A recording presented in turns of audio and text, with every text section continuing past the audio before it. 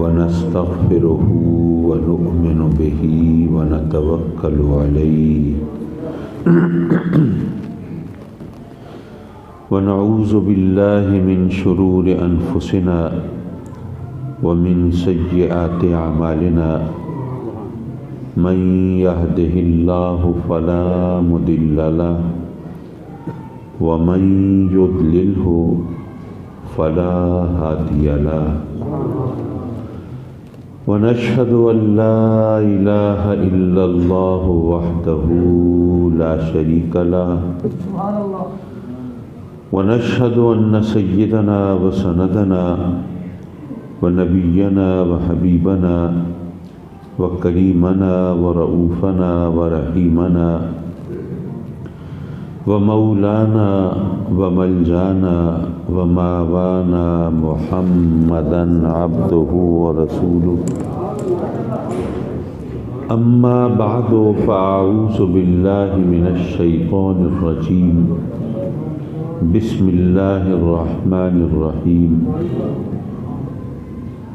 ومن يعظم شعائر الله فإنها من تقوى القلوب صدق الله مولانا العلي العظيم وصدق رسوله النبي الأمين ونحن على ذلك لمن الشاهدين والشاكرين والحمد لله رب العالمين.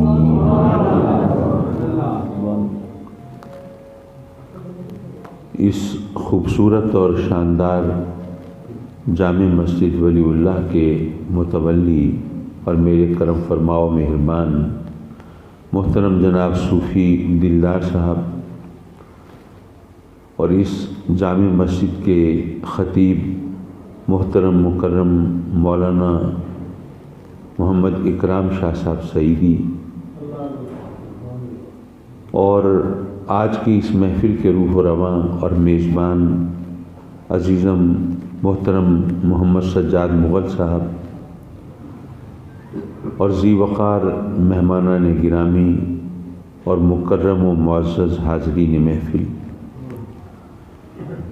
آج کی یہ خوبصورت محفل جاندار اور شاندار محفل جہاں آقا کریم حضور علیہ الصلاۃ والسلام کی ولادت باسعادت کے جشن کے ساتھ منسوب ہے، وہاں سیدنا غوث پاک رضی اللہ تعالیٰ عنہ کی 11ویں کا حوالہ بھی اس میں بہت معتبر ہے، اور مجھے انہی دو حوالوں کے پس منظر میں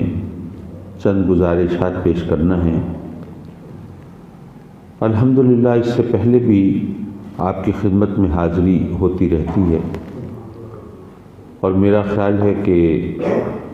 میرے انداز بیان اور آپ کے ذوق سماعت میں کچھ ہم آہنگی تو پائی جاتی ہے۔ حضرات مکرم رب کائنات نے اپنے بندوں کی ہدایت کے لیے انبیاء کرام علیہم الصلاۃ والسلام کو مبعوث فرمایا۔ اگرچہ وہ چاہتا تو ہر ایک کو ڈائریکٹ بھی ہدایت دے سکتا تھا، اس کے لیے کوئی مجبوری نہیں تھی، کوئی فنڈز کی اپروول کا بھی کوئی مسئلہ نہیں تھا، وہ جو چاہتا ہے سو کرتا ہے۔ وہ اگر چاہتا تو ہر ایک کو ڈائریکٹ ہدایت دے سکتا تھا، اور ایک عام آدمی یہ سمجھتا ہے کہ شاید اگر وہ ڈائریکٹ ہدایت دے دیتا تو یہ زیادہ بہتر ہوتا کہ بھئی نہ یہ پھر مناظرے ہوتے، نہ مباہلے ہوتے، نہ ایک دوسرے کی ٹانگ کھینچنے کی کوشش ہوتی، نہ یہ اختلافات ہوتے، نہ فرقہ واریت ہوتی، سب سیدھے سچے راستے پہ ہوتے۔ میں عرض کروں گا یہ بظاہر تو ایسا ہی لگتا ہے، لیکن اگر آپ غور فرمائیں تو یہ بھی اللہ کا کرم ہے کہ اس نے ہر ایک کو ڈائریکٹ ہدایت نہیں دی، بلکہ انبیاء کے ذریعے ہمیں سیدھا راستہ دکھایا۔ وہ کیوں، اس کی تھوڑی سی وضاحت کرتا چلوں۔ دیکھیے ہم سب مسلمان ہیں اللہ کے فضل و کرم سے،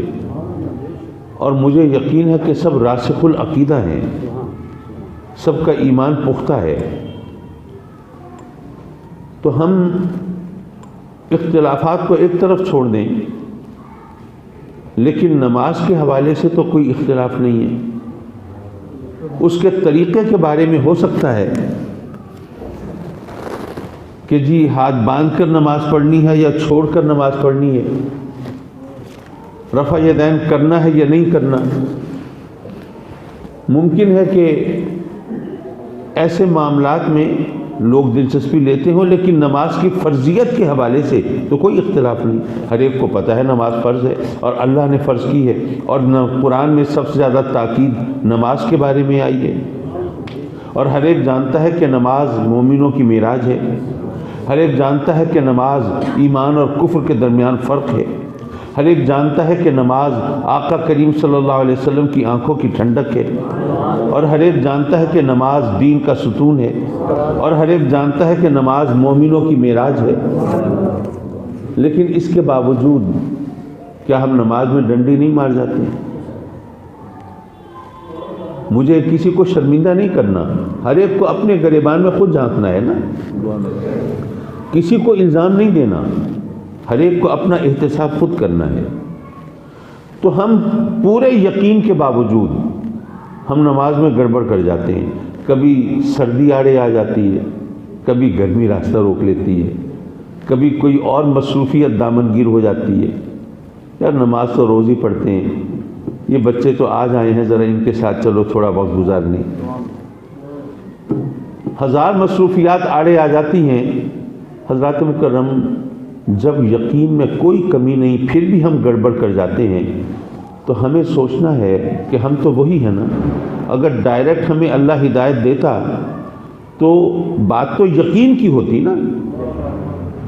تو یقین تو مکمل ہوتا، لیکن کیا ہم پوری طرح ان ہدایات پر عمل کرتے؟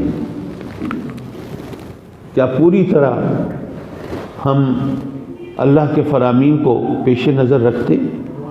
اپنا حال سامنے رکھ کے پھر سوچنا چاہیے ہمیں۔ تو ہم یہ دیکھتے ہیں کہ جو ہماری حالت ہے، جو ہماری کیفیت ہے، تو ڈائریکٹ ہدایت مل رہی ہوتی، پھر بھی کہیں نہ کہیں کوئی چور دروازہ تلاش کر لیتے، کوئی نہ کوئی اپنے لیے کوئی نافرمانی کی صورت ڈھونڈ لیتے۔ تو یارو، جس کو ڈائریکٹ ہدایت مل رہی ہو، اگر وہ بھی رب کی نافرمانی کرتا تو پھر اس کے لیے تو بچاؤ کی کوئی صورت نہ ہوتی،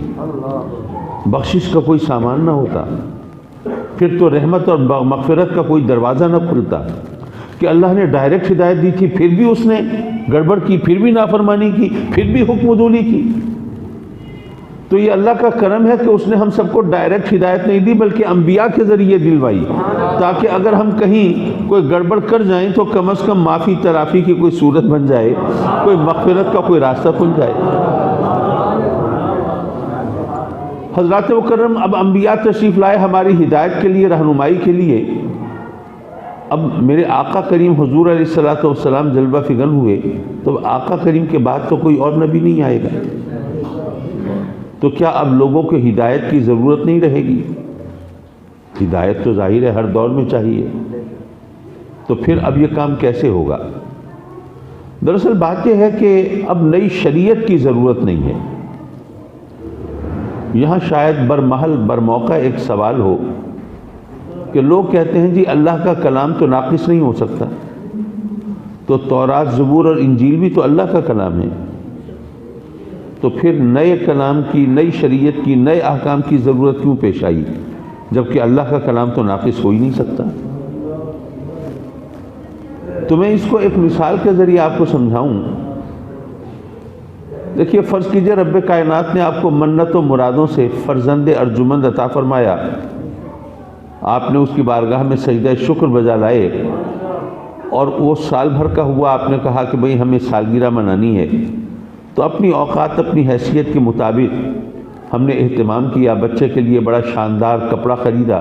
اس کی بڑی اچھی سٹیچنگ کرائی، بڑا شاندار طریقے سے سلوایا، اور جناب ہم نے بڑا اچھا فنکشن ارینج کر لیا۔